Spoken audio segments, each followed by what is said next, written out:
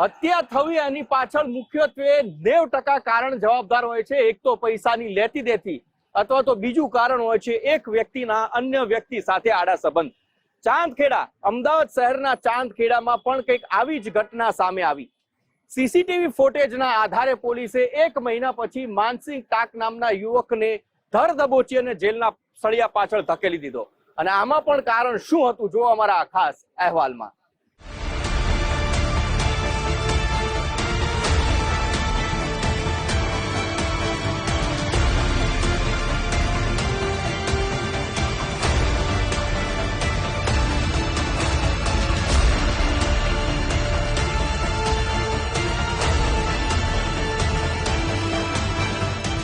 પૈસાની લેવડ દેવડ હોય અને પ્રેમ સંબંધિત વિવાદ કે પછી ધંધાકીય અદાવતમાં લોહી રેડાવાની ઘટનાઓ કોઈ નવાઈની વાત રહી નથી। અમદાવાદમાં લગભગ 1 મહિના પહેલા શીખ યુવાન જશમતસિંહ ઉર્ફે પિલ્લુસિંહની તીક્ષ્ણ હથિયારના ઘા મારીને હત્યા નિપજાવવામાં આવી। તે સમયે પૈસા કે પછી પ્રેમ કયા મુદ્દે હત્યા થઈ તેને લઈને અવઢવ હતો। જો કે પોલીસે 1 મહિનાની તપાસ બાદ હત્યારાને ઝડપી ધંધાકીય અદાવત અને બાકી પૈસાને લઈને હત્યા થયાનું સ્પષ્ટ કર્યું છે। અમદાવાદના ચાંદખેડા પોલીસ સ્ટેશનની હદમાં આવતા જુંડાલ વિસ્તારમાં એક વ્યક્તિની લાશ મળી। મૃતક ગાંધીનગર જિલ્લાના પેથાપુરનો રહેવાસી હતો। જશમતસિંહને તીક્ષ્ણ હથિયારના ઘા છાતી, પેટ અને પીઠના ભાગે ઝીંકવામાં આવ્યા હતા। મૃતકની પત્નીએ જણાવ્યું કે 12 મે સાંજે જશમતસિંહ બાઇક લઈને ઘરેથી નીકળ્યો। પાછલા 4-5 વર્ષથી સુરજીત ટાંક નામની મહિલા સાથે જશમતના સંબંધ હતા। એ દિવસે સાંજે સુરજીત, મૃતક અને હત્યારો ત્રણે તેના ઘરે એકસાથે જમ્યા। જે બાદ સોડા પીવા દરમિયાન ભૂંડ પકડવાની કામગીરી સમયના બાકી 10 લાખ રૂપિયાની ઉઘરાણી કરતા જ વિવાદ થયો।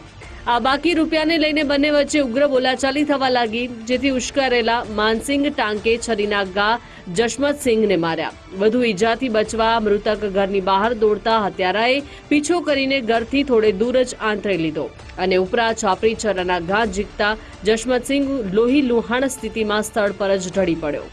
આ હત્યા બાદ ફરાર થતા સમયે માનસિંગ એક સીસીટીવી ફૂટેજમાં કેદ થઈ ગયો, જેના આધારે પોલીસે તેના સંબંધીઓના ઘરે વોચ ગોઠવીને હત્યારા માનસિંગ ટાંકની ધરપકડ કરી જેલના સળિયા પાછળ ધકેલ્યો છે। તેઓએ સાથે બેસી અને ત્રણેય લોકો જમેલા।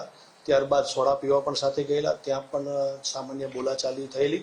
ત્યારબાદ ઘરે આવી અને જમી અને આ લોકો બેઠા હતા। તે દરમિયાન શાહિદનું એવું કહેવું છે કે પોતે ઘરના ટેરેસ ઉપર પથારી કરવા માટે રાતે સુવા માટે ગયેલા। એ દરમિયાન આ કામના મરણ જનાર અને આરોપી વચ્ચે ભૂંડ પકડવા બાબતના અગાઉના 10 લાખ રૂપિયાની માગણી આ કામના આરોપી પાસેથી મરણ જનારે કરતા આરોપી પોતે જે તે સમયે જેલમાં હોય અને આપી શકશે નહીં તેવા કારણોસર બંને વચ્ચે બોલાચાલી તકરાર થયેલી। બોલાચાલી ઉગ્ર સ્વરૂપ લેતા ઘરમાં જે ભૂંડ અથવા મટન કાપવા માટેની જે છરી પડી હોય એ છરીથી આ કામના આરોપીએ મરણ જનાર પિલ્લુ ઉપર છરીથી વાર કરતા ઈજાગ્રસ્ત પિલ્લુ ઘરેથી નીકળી અને ભાગતો હોય છે તેવા સીસીટીવી વિડીયો પણ આપણે જે તે વખતે મળેલા।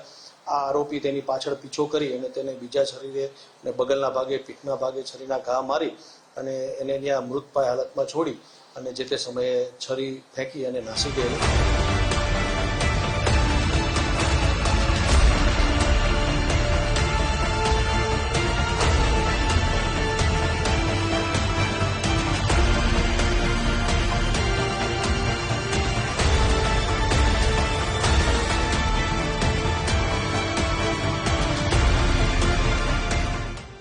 મૃતકની પત્નીએ ગંભીર આક્ષેપ કરતા કહ્યું કે મારા પતિને પ્રેમ સંબંધ અને પૈસા માટે બ્લેકમેલ કરી મારી નાખવાની ધમકીઓ પહેલાથી જ આપવામાં આવતી હતી।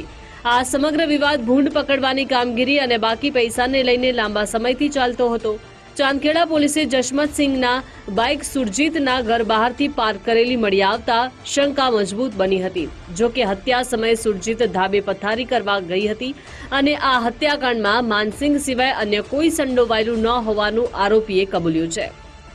આરોપીનો મૂળ બિઝનેસ ભૂંડ પકડવાનો છે અને આરોપી આ લોકો ચીખલીકર ગેંગમાં એવું હોય છે કે પોતપોતાનો એક એરિયા સીમિત કરેલો હોય છે। આરોપી કોઈના પણ વિસ્તારમાંથી ભૂંડ પકડી અને વેચી દેતો હતો, જેને એ લોકો ભૂંડ ચોરી એવા શબ્દ વાપરતા હોય છે। તો એ બાબતે આરોપીને અગાઉ બોલાચાલી ઝઘડો થયેલો। અગાઉ તુલિત પોલીસ સ્ટેશન મુંબઈમાં મર્ડરનો ગુનો છે અને માધુપુરા પોલીસ સ્ટેશનમાં 2016માં ચોરીના ગુનામાં પકડાયેલો છે। હાલ પ્રથમ પૂછપરછ દરમિયાન તો અને શકદાર કે જેનો આપણે સહાયક તરીકેના નિવેદન લીધા છે, જેનો અન્ય કોઈ મર્ડરના ગુનામાં રોલ નથી, પણ તે પ્રત્યક્ષદર્શી હોય એના આપણે નિવેદનો નોંધેલ છે અને એના મુજબ અને એની નાની ડોટર છે એના પૂછપરછ દરમિયાન આ એક જ આરોપી છે.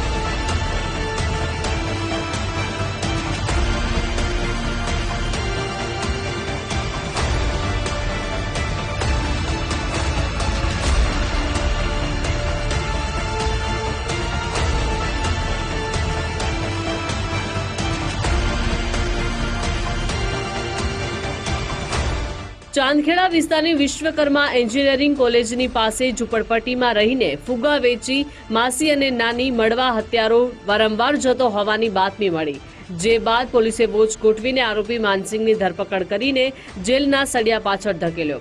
માનસિંગ સામે અગાઉ મહારાષ્ટ્રમાં એક હત્યાનો અને અમદાવાદના માધુપુરામાં ચોરીનો ગુનો નોંધાયેલો છે. અર્પિત દરજી, ગુજરાત ફર્સ્ટ, અમદાવાદ.